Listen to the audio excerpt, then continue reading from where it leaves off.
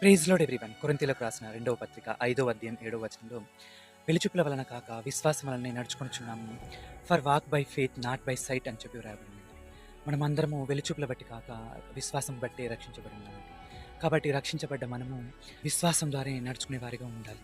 For example మనం ఒక 3D animation మూవీకి వెళ్ళినట్టయితే అక్కడ మనకు 3D గ్లాసెస్ ఇస్తారండి. 3D గ్లాసెస్ లేనట్టయితే మనము ఆ మూవీ చూడలేము. అదేవిధంగా మనము ఎండలో నడిచినప్పుడు మనము సన్ గ్లాస్ ధరించుకునే వారిగా ఉంటాము. ఏదైనా చదివినప్పుడు, ఏదైనా కంప్యూటరైజ్డ్ వర్క్ చేసినప్పుడు మనము డిజిటల్ కంప్యూటరైజ్డ్ గ్లాసెస్ ధరించే వారిగా ఉంటాము.